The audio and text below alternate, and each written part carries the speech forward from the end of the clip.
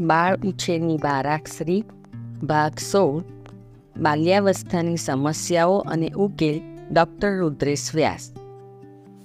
બાલ્યાવસ્થાની સમસ્યાઓ અને ઉકેલો 4 વર્ષથી શરૂ કરી અંદાજે 10 વર્ષ સુધીનો સમયગાળો એ બાળકના સામાજિક વિકાસ અને શૈક્ષણિક પ્રગતિ માટે અગત્યનો સમયગાળો છે.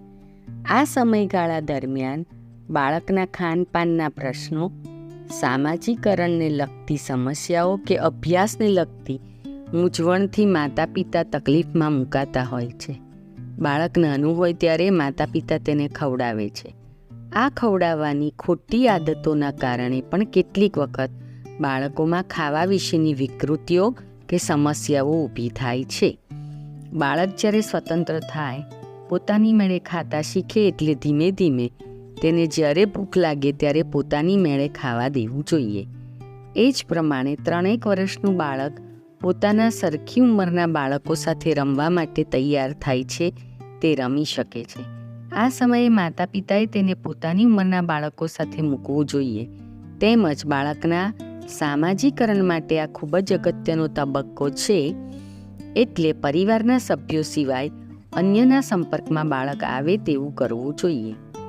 અન્ય સાથે વાતચીત કરતો થાય, બહાર જાઓ ત્યારે પણ બાળકોને અન્ય સાથે આંતરક્રિયા કરાવવી વગેરે બાબતો બાળકના યોગ્ય અને તંદુરસ્ત વ્યક્તિત્વ વિકાસ માટે જરૂરી છે.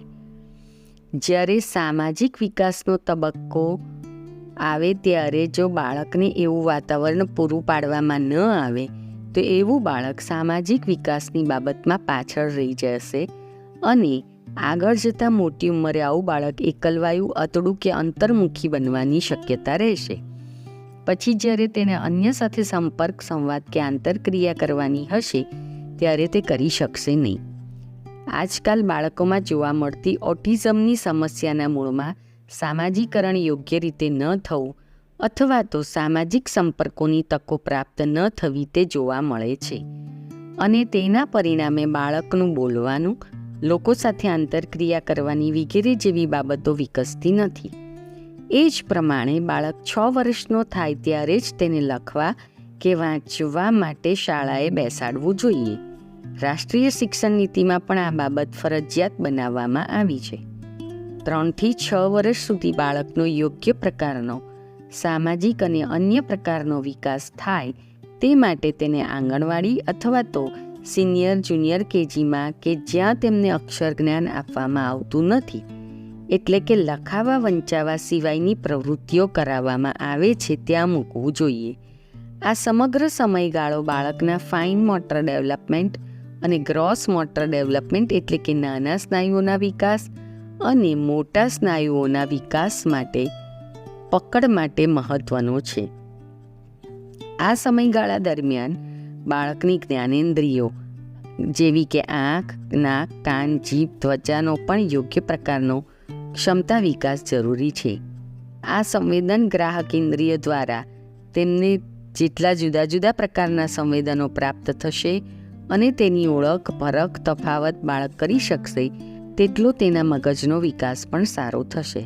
એટલે 6 વર્ષની ઉંમર સુધી બાળકના શારીરિક, માનસિક, આવેગિક અને નાના તથા મોટા સ્નાયુના વિકાસ બાબતે સંપૂર્ણ ધ્યાન આપવામાં આવે તો આગળ જતાં બાળકોમાં સમસ્યાઓ ઊભી થશે નહીં. બાળકોમાં આ ઉંમર દરમિયાન ભાઈ બહેનો પ્રત્યે ઈર્ષ્યા, શાળામાં સમાયોજનના પ્રશ્નો, શાળાએ ન જવું વગેરે જેવી સમસ્યાઓ આવી શકે.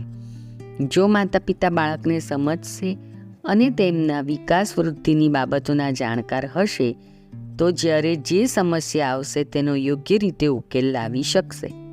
ખાસ કરીને માતા પિતાને એક તબક્કે શાળાની પસંદગી, અભ્યાસના માધ્યમની પસંદગી, બાળકને કયા બોર્ડમાં મૂકવું વગેરે પ્રશ્નો પણ થતા હોય છે.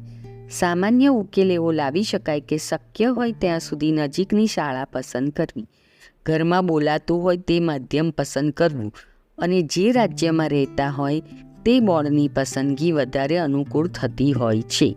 અસ્તુ.